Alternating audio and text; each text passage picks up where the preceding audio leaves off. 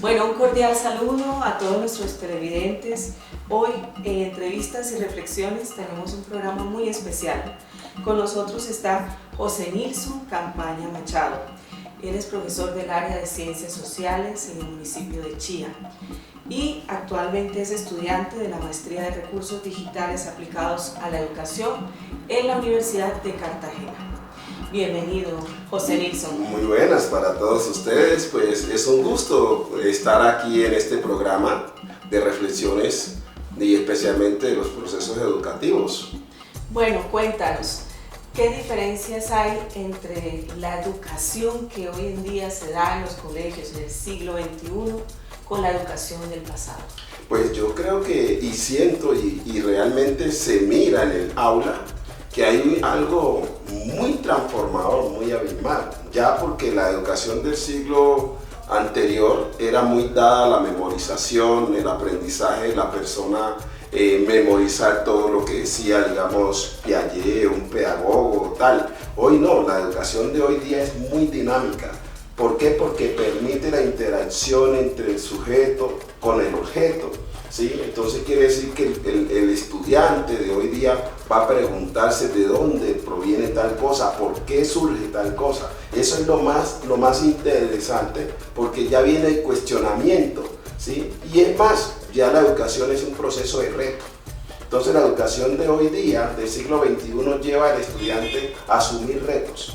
Y esos retos permiten que el estudiante explore otras cosas y no que recite lo que ya otros hicieron. No, el estudiante hoy entra en proceso investigativo para él darse cuenta de su propio qué hacer, por qué resultan las cosas. No que otro le diga que las cosas resultan de esta manera, sino que se cuestiona. Y ese cuestionamiento que se lleva en el aula y ese cuestionamiento que está en el entorno es que el estudiante va dándose de cuenta por qué el aprendizaje del siglo XXI es un reto. Es más, y eso viene también basado a la tecnología. La tecnología sirvió como ese gran apoyo que inicia a enmarcar a la educación tradicional en una educación interactiva. Muy interesante, profesor Nilson, escuchar esa reflexión. Hoy en día que la educación tiene tantas aristas, ¿no? Lo tecnológico, que si la virtualidad, la presencialidad.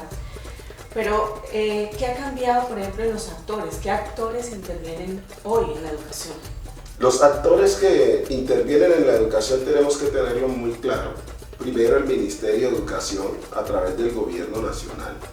Luego tenemos que hablar de las secretarías de educación, sean certificadas o no certificadas de cada uno de los municipios o departamentos. Pero hay tres actores muy importantes que tenemos que tener en cuenta: el maestro, el estudiante y la familia. Y yo digo que el primero que hay que tener en cuenta es el estudiante. El maestro debe enfocarse en el actor del estudiante, porque el estudiante es la dinámica que va a dar el proceso de que el maestro quiere que el estudiante llegue. Es muy importante, el maestro es la base fundamental, pero él tiene el conocimiento. Y él busca que ese estudiante llegue a adquirir los conocimientos que el maestro tiene trazado, porque como maestro nosotros tenemos unas metas para cumplir con ese estudiante. Pero ¿cómo lo vamos a hacer? Que ese estudiante sea dinámico, que ese proceso sea dinámico, que ese estudiante se cuestione, que ese estudiante diga: mi maestro incentiva en mí algo que yo no tenía. Y es desde ahí donde el estudiante, como el actor de su aprendizaje, pero ¿quién lo hace? El maestro con su orientación. Porque si el maestro tiene un tema y se lo vuelve dinámico, el estudiante se va a enamorar. Ese es el primero. Y cómo ese estudiante enamorado de su tema, que va a trabajar de la dinámica de la asignatura que el docente le está brindando, incentiva al padre de familia. Pero llega a ¿qué? Lo que hablamos de comunidad educativa, que hace la institución para involucrar al padre de familia en el proceso de su aprendizaje del estudiante. Porque es que tenemos que reunirnos maestros y padres de familia para el objetivo que es el estudiante. El objetivo de nosotros es el estudiante, pero el estudiante tiene un objetivo, que es el aprendizaje, y va a enfocar al padre de familia porque el padre de familia se va a sentir ¿qué? Beneficiado y orgulloso de ese hijo que está en la práctica. Entonces, primero, el docente con su buena didáctica de enseñanza es la base fundamental para que el estudiante se enamore. Y el estudiante se va a volver un enamorado de ese proceso debido a la dinámica del profesor. Y cómo está el entorno, porque hay que tener en cuenta que el entorno es una base fundamental, ¿sí? Porque si el entorno no está bien compaginado para que ese estudiante se sienta seguro, ahí va a haber un fracaso. Y cómo involucrar al padre de familia y otros que también tenemos que manejar, que son los diseñadores de los programas, diseñadores de currículos, no se pueden dejar de mano, porque esas personas van a diseñar unos currículos que van a facilitarnos a nosotros los docentes ese funcionamiento del trabajo, pero también, cuidado, le va a dar la oportunidad al estudiante que se cuestione, ¿sí? Y nosotros ya tenemos que hablar de los ingenieros que manejan la tecnología, cómo involucra esa temática en juegos. Esa temática que anteriormente era gruesa, ley y tal, la involucran ya en juegos y por el medio didáctico del juego, el estudiante va aprendiendo. Pero eso está en el diseño también de la tecnología. Y ahí es donde viene la maestría a jugar esa importancia. ¿Por qué? Porque ella va a permitir que por medio de las herramientas tecnológicas, nosotros la temática la hagamos didáctica y que le guste al estudiante estar allí. Entonces, esos son los actores que realmente hoy día influyen en el proceso del aprendizaje. Bueno, y se han cambiado los actores, me imagino que también ha habido otros cambios. Por ejemplo, ¿cómo debe ser hoy en día la activación de los saberes? Bueno, la activación de saberes para nosotros es que el estudiante hoy día es teórico práctico. ¿Y por qué? Porque él va a trabajar, a mirar su proceso de lo que le gustó. Entonces, el saber, porque hay una cosa que a veces no se tiene en cuenta. Primero hay que preguntarle al estudiante lo que nosotros llamamos conocimientos previos. ¿Qué sé? Y de ahí partir. Entonces, cuando el estudiante, todos tenemos un conocimiento. Recuerden que anteriormente se hablaba de alumno. Entonces, alumno para mí es cuando el estudiante viene por primera vez a la escuela, viene oscuro. O sea, y cuando ya se vuelve estudiante ya tiene luz. Entonces la luz es el cuestionamiento. ¿De qué se cuestiona el estudiante? ¿Por qué se cuestiona? Entonces esa es la base fundamental, que el aprendizaje o el saber se va dando de manera dinámica. Es muy dinámico. Y eso nos permite mirar que en el futuro, ¿sí?, y el presente, la educación es dinámica, ¿sí? Y eso le va a permitir al pueblo preguntarse todos los días el por qué llueve, cómo surgió tal cosa. Entonces, ya que se cuestiona y se vuelve problema. Y ese problema es donde el estudiante hay que decirle debe solución. Porque anteriormente a usted y a mí no nos enseñaron a cuestionarnos para darle solución a algo. No, ahora al estudiante hay que decirle, bueno, está esta problemática, ¿qué solución le da? Y esa solución que él le busca es el aprendizaje, es el saber. Y con respecto al proceso de enseñanza-aprendizaje, ¿qué innovaciones ha habido? ¿Qué, hoy en día cómo se da ese proceso? Aquí en el proceso de enseñanza-aprendizaje es más porque ya cambia debido a que no hay un docente que te da todo. Aquí cambia. Sino que el proceso de enseñanza-aprendizaje se cambió debido a que es el estudiante que pone el 80% y el docente pone el 20%.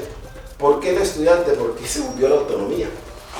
Y el proceso de la autonomía le permite al estudiante cuestionarse con lo que el 20% que le dio el docente. Entonces uno se pregunta, ¿y yo aquí cómo avanzo? Tengo que buscar ayuda. ¿Quién me ayuda? ¿Quién? Porque anteriormente el docente te daba todo, pero tú tenías que memorizar. Entonces tú presentas hoy día otro sistema, otro esquema, y esa es la dinámica de la enseñanza-aprendizaje. ¿Qué me dio el docente y cómo yo voy más allá de lo que el docente me dio? Entonces ese proceso de enseñanza-aprendizaje se volvió dinámico, se volvió práctico, ¿sí? Es más, cuando nosotros hablamos de esa enseñanza-aprendizaje tenemos que preguntarnos de una u otra manera, ese cambio de hoy día de la tecnología dentro de la educación, ¿para dónde nos lleva? Y a veces muchos se dicen, no, es que la tecnología va a reemplazar al docente. No.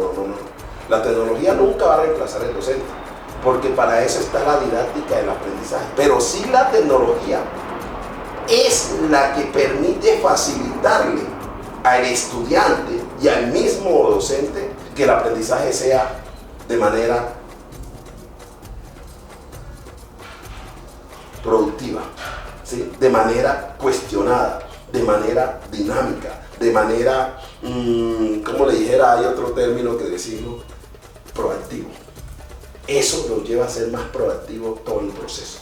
Y eso es lo que se busca, ¿sí? No tener un estudiante ahí sentado, sino que el estudiante diga, profe, ¿será que si yo hago esto, con este término de tecnología respondo a esta solución? Eso es lo que se necesita, que solucionen, ¿sí? Entonces nos volvemos críticos de los procesos, no criticones, porque el criticón es aquel que cuestiona pero no produce, y el crítico es que tiene y busca soluciones a los procesos.